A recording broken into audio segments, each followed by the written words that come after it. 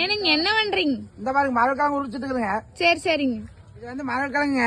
சரிங்க. நம்ம சிங்கப்பூர்ல உங்களுக்கு தெரியாதுங்க, நம்ம மாமா தானுங்க. ஆமா ஆமாங்க. ஆமா, அவங்க ஊருக்கு வந்தாங்களா, சரிங்க. வந்தனா அவங்க தம்பி இருந்துட்டு சரிங்க. மரக்கிழங்கு பிடிச்சி கொடுத்தாருங்க. சரி சரிங்க. அப்படியே சாப்பிடலான்ட்டு லைட்டா உரிச்சிட்டு இருக்கிறேங்க. சரி சரிங்க. இப்ப பாருங்க எப்படி சாப்பிடணும். உண்மையாலுமே நல்லா இருக்கு. அப்படிங்களா? இங்க நமக்கு கொஞ்சம் கொடுங்க. திருப்பூர்ல இருந்து வாழ்க்கையே கிடைக்காதுங்க. சரிங்க, கொஞ்சம் கொடுங்க. உரிச்சு உங்களுக்கு. சரி உரிங்க. இது ஆரஞ்சு செடி வேற இங்க இருக்கா? இங்க காய்க்கு நிறைய விட்டுருங்க.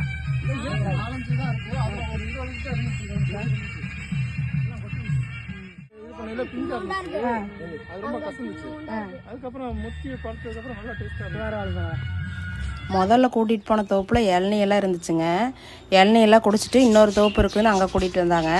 அங்கே சப்போட்டா பழம், மாமரம், கொய்யா மரம், எலுமிச்சம்பழம் எல்லாம் இந்த மாதிரி நிறைய வச்சுருக்காங்க. திருப்பூரில் வெளியே வந்தால் வீடு தாங்க இருக்குது. இந்த மாதிரி பார்க்குறதெல்லாம் அங்கே எங்கேயும் பார்க்க முடியுது.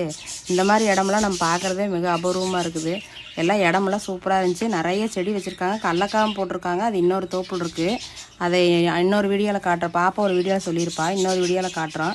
அப்புறம் இதெல்லாம் பார்த்துட்டு திரும்பி வரும்போது எலுமிச்சம்பழம் பொரிச்சிட்டு ஊறுகாய் போட சொல்லி எலுமிச்சம்பழம் நிறைய பொரிச்சு கொடுத்தாங்க.